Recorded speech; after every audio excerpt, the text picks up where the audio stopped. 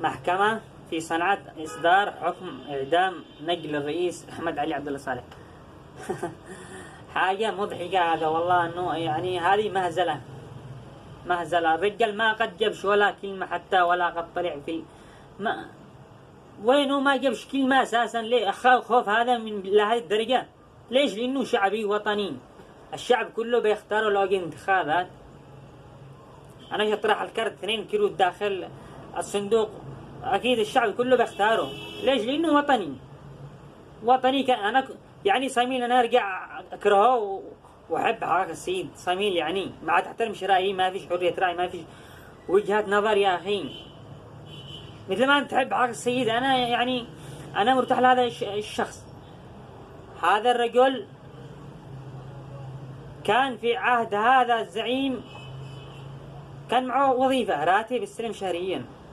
يعني كيف تقنعه إنه هذا خاين؟ بأي طريقة، بأي عقل؟ احترموا عقول الناس، واحترموا البشرية، احترم الإنسانية، احترم القرآن. قال مسيرة قرآن، يحترم الله سبحانه وتعالى فوقك. ربنا رب العزة. ما لكم صلوا على رسول الله. وين رايحين بننتم؟ واحنا جالسين نطبل بس على شوية مسيرات وطائرات صواريخ مدري وين يصلوا. ما بأثروا سنة والله، ما أثر في إسرائيل حاجة، مجرد كذب واحنا جالسين نطبل. مش هكذا، مش هذا العيشة. هو انت انسان، انت في الاخير انت انسان. تعرف ايش الصح ايش الغلط. انت ما انتش قطيع.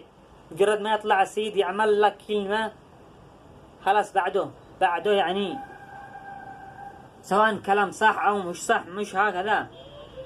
ربنا اعطاك عقل التمييز بين الصح والغلط. جاي احمد علي، جاي لي لا عند احمد علي احكام.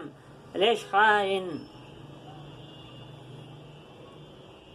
حد بيقول خيركم لأهله. لو في خير فيكم،